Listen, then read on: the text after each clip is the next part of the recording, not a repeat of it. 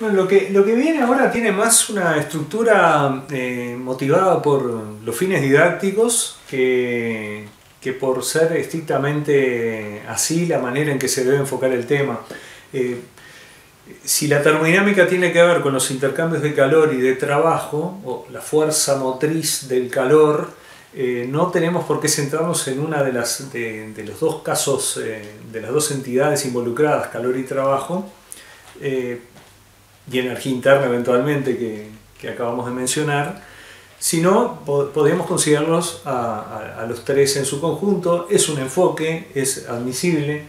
Esto es una visión un poco más clásica. A ver, parémonos en el calor. Veamos el calor como el determinante de ciertos cambios.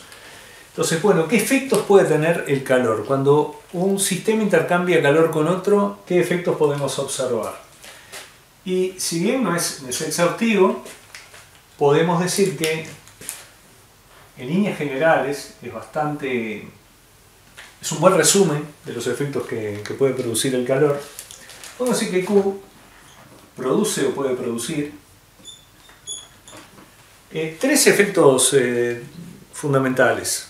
Se manifiesta de tres maneras fundamentales. Digo, el hecho de que digamos que existe tal entidad es porque de alguna manera observamos cambios en un sistema cuando se intercambia calor. Vamos a enumerarlas. No tienen jerarquía particular, simplemente tiene más que ver con el orden en el que las vamos a estudiar que con el orden jerárquico. El primer efecto que produce el calor, el más conocido, el más notorio, es un cambio de temperatura. O sea, el calor produce una variación de temperatura, delta T. Bueno, cuando el cuerpo A le cede calor al cuerpo B, primero, ¿por qué se lo cede? Porque la temperatura de A es mayor que la temperatura de B. ¿Y qué efecto tiene? Bueno, que A disminuye su temperatura, tiene un delta T negativo, y B aumenta su temperatura, tiene un delta T positivo. Así que la aparición de un delta T es una de las manifestaciones del calor. Acabamos de ver que una variación de temperatura no necesariamente se deba a el suministro de calor. Podemos también suministrarle trabajo a un cuerpo y eso va a incrementar su energía interna y va a incrementar su temperatura.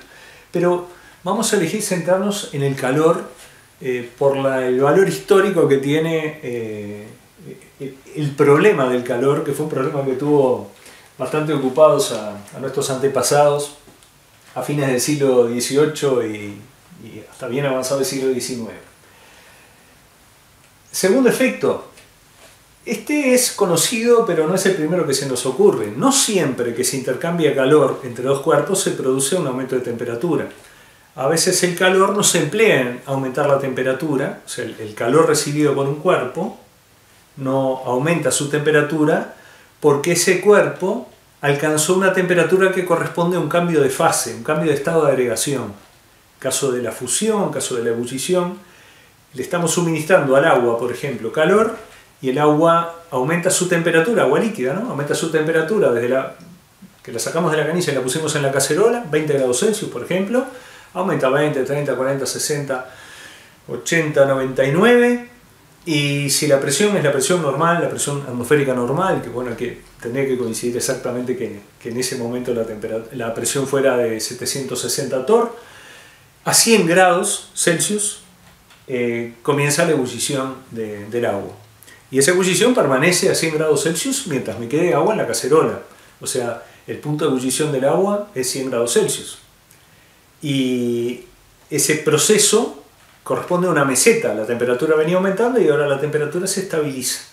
Y se estabiliza mientras ocurre todo el cambio de fase, todo el cambio de estado de agregación. Así que el calor no siempre produce una variación de temperatura, produce también cambios de fase.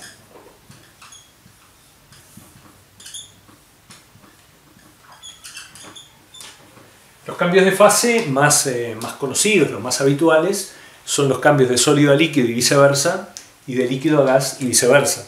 O sea que nosotros nos vamos a manejar fundamentalmente con esos dos, con la fusión, ¿sí? O la solidificación, o el congelamiento, fusión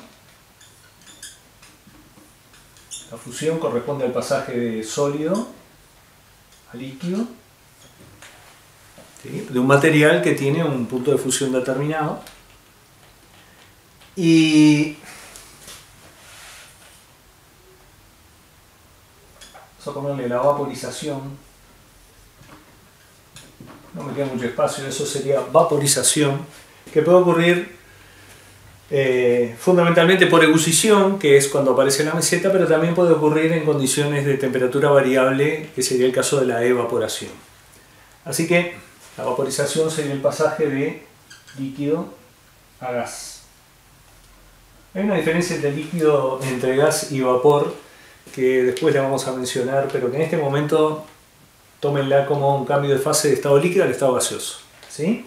Y por supuesto también el proceso inverso, la condensación líquida, cuando un vapor se condensa para formar un líquido, como ocurre cuando se empañan los vidrios, ¿no? Es un proceso inverso a la vaporización. Bueno, en esos fenómenos de fusión, vaporización, congelamiento o condensación líquida, hay intercambios de calor también.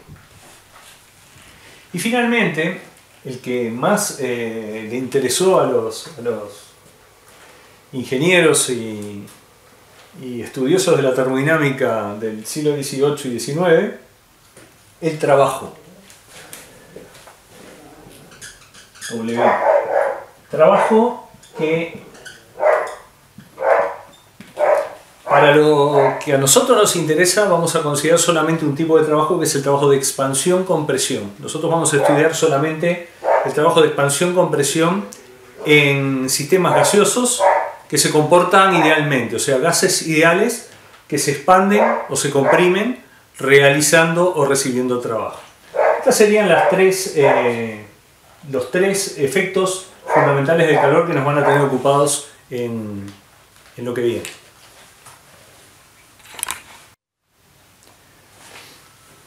Quiere decir que, resumiendo, si nos ocupamos de los efectos del calor y dejamos el resto de las variables termodinámicas de estado o de trayectoria de lado, vamos a tener tres efectos. El calor puede producir un cambio en la temperatura, un delta T, puede producir un cambio en el estado de agregación, un cambio de fase, puede producir trabajo de expansión-compresión. Pueden ocurrir todos a la vez. Nosotros vamos a tratar de estudiarlos de manera individual, por separado, para simplificar el problema, porque si cambia todo a la vez, las complejidades de los cálculos, por ejemplo, son enormes, y conceptuales también.